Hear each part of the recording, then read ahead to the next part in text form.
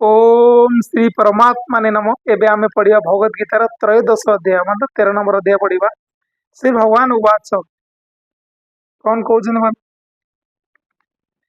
श्री भगवान कहले, हे अर्जुन, एही शरीर क्षेत्र नाम कथित हुए एवं याकु जे जानती तत्ज्ञ ज्ञानी माने ताको क्षेत्रज्ञ बोली कहती। हे अर्जुन, तुमे मोते सबु क्षेत्र रे क्षेत्रज्ञ अर्थात जीवात्मा बोली जान एवं क्षेत्र और क्षेत्रज्ञ अर्थात विकास रहित प्रकृति और पुरुष उभय को तत्व तो जानिबा ही मो मतरे ज्ञान। सेई क्षेत्र कौन ता कि एवं केउ केउ विकार रु केउथिरु कौन उत्पन्न होजी तथा सेई क्षेत्रज्ञ मध्य किए और ताहा केउ प्रभाव युक्त ता संकल्प मोठारु सुनो।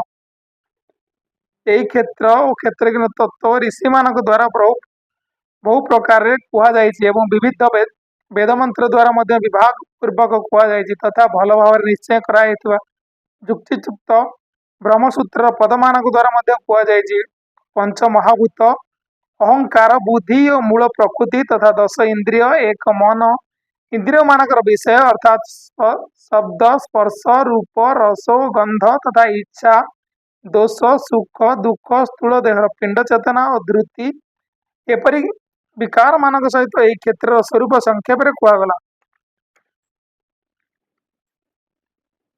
निज ठारे श्रेष्ठता अभिमान अभाव आध्यात्मिकता प्राणी मात्र के कहारी को कौन प्रकार दुख न देवा क्षमाशीलता मन वचन आदि सरलता सदा भक्तिर सहित गुरुंकर सेवा अंत बाह्य शुद्धि अंतगण स्थिरता एवं मन इंद्रियों सहित शरीर निग्रह इह लोक तथा परलोकर सकल प्रकार भोगरे आसक्तिर अभाव अहंकार शून्यता जन्म मृत्यु जरा और व्याधि आदि दुख दोष दर्शन करी बारंबार विवेचना करिबा पुत्र स्त्री गृह एवं धन आदि आसक्तिर अभाव ममतर अभाव तथा प्रिय प्राप्ति हेउ किंबा अप्रिय प्राप्ति हेउ सर्वदा समचित होई रहिबा मोठारे अर्थात परमेश्वर ठारे अन्यान्य जग द्वारा अव्यभिचारिणी भक्ति एकांत शुद्ध ज्ञान रहिबार स्वभाव विषय सक्त लोक मान समुदाय प्रति विराग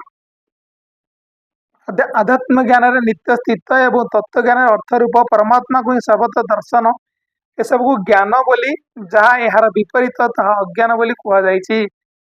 जहाँ जानिबार योग्य जहाँ को जानी मनुष्य परमानंद प्राप्त हुए ताहा मु भल रूपे बुझाई देवी से अनादि परम ब्रह्म को सत बोली कहुई परिबो नाही कि असत बोली कहुई परिबो नाही।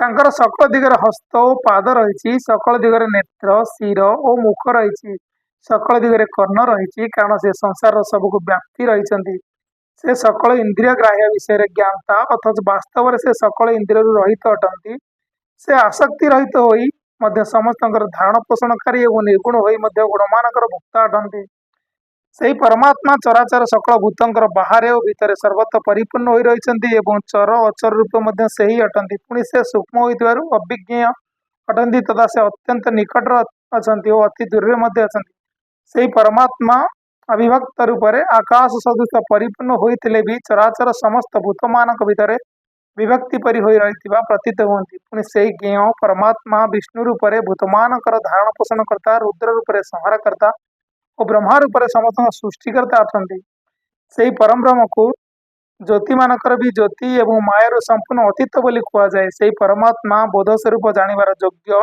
एवं तत्व ज्ञान द्वारा प्राप्य तथा से समस्त हृदय विशेष रूप अवस्थित एपरि भाव क्षेत्र तथा ज्ञान ज्ञेय परमात्मा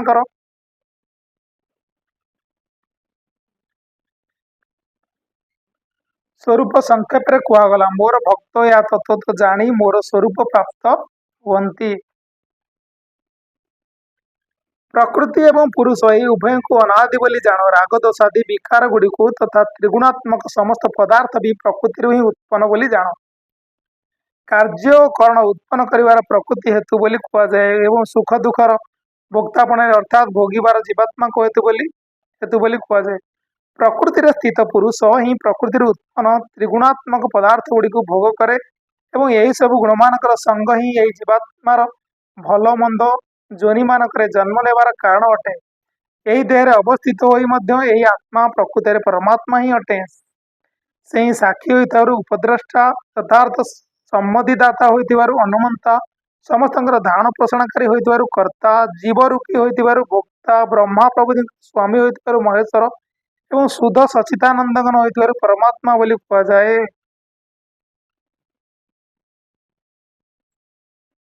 ଏହିପରି ଭାବରେ ଯେଉଁ ମନୁଷ୍ୟ ପୁରୁଷକୁ ଓ ଗୁଣମାନଙ୍କର ସହିତ ପ୍ରକୃତିକୁ ତତ୍ତ୍ୱତଃ ଜାଣନ୍ତି, ସେ ସକଳ ପ୍ରକାରେ କର୍ତ୍ତବ୍ୟ କର୍ମ କରୁଥିବେ ବୋଲି ପୁନର୍ଜନ୍ମ ପ୍ରାପ୍ତ ହୁଅନ୍ତି ନାହିଁ।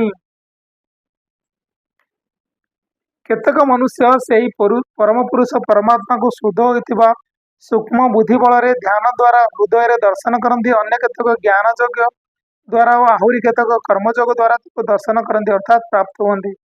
ପରନ୍ତୁ ଅନ୍ୟ ଅଳ୍ପ ବୁଦ୍ଧି ପୁରୁଷମାନେ ଏପରି ତତ୍ତ୍ୱ ଜାଣୁନଥିବାରୁ ଅନ୍ୟମାନଙ୍କଠାରୁ ଅର୍ଥାତ୍ ତତ୍ତ୍ୱଜ୍ଞ ପୁରୁଷମାନଙ୍କଠାରୁ ଶୁଣି ହିଁ ତଦନୁସାରେ ଉପାସନା କରନ୍ତି ଏବଂ ସେହି ଶ୍ରବଣ ପରାୟଣ ପୁରୁଷମାନେ ବି ମୃତ୍ୟୁ ରୂପକ ସଂସାର ସାଗରକୁ ନିଃସନ୍ଦେହ ତରିଯାଆନ୍ତି।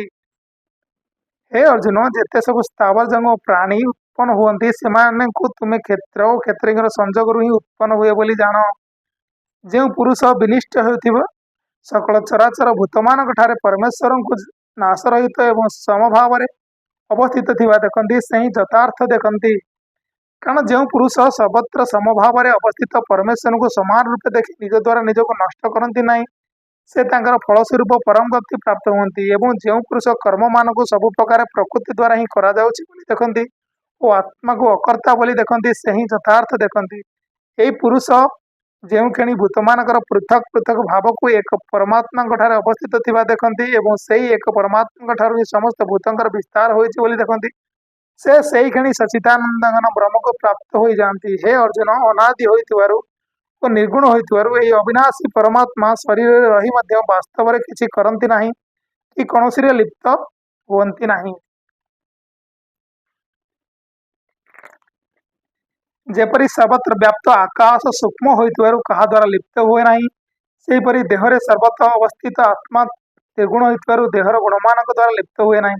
ହେ ଅର୍ଜୁନ, ଯେପରି ଏକ ହିଁ ସୂର୍ଯ୍ୟ ସମସ୍ତ ବ୍ରହ୍ମାଣ୍ଡକୁ ଆଲୋକିତ କରିଥାଏ, ସେହିପରି ଏକ ହିଁ ଆତ୍ମା ସମସ୍ତ କ୍ଷେତ୍ରକୁ ଆଲୋକିତ କରେ। ଯେଉଁ ପୁରୁଷମାନେ ଏପରି ଭାବରେ କ୍ଷେତ୍ର ଓ କ୍ଷେତ୍ରଜ୍ଞର ପ୍ରଭେଦ ତଥା କାର୍ଯ୍ୟସମସ୍ତ ପ୍ରକୃତିରୁ ମୁକ୍ତ ହେବା ପ୍ରଣାଳୀ ଜ୍ଞାନ ନେତ୍ର ଦ୍ୱାରା ତତ୍ତ୍ୱତଃ ଜାଣିପାରନ୍ତି, ସେହି ମହାତ୍ମାମାନେ ପରମ ବ୍ରହ୍ମ ପରମାତ୍ମାକୁ ପ୍ରାପ୍ତ ହୁଅନ୍ତି। ओम तत्सदित श्रीमद्भगवद्गीता ब्रह्म विद्या योगशास्त्रे श्रीकृष्णार्जुन संवाद क्षेत्रज्ञ विभाग योग नाम त्रयोदश अध्यायः।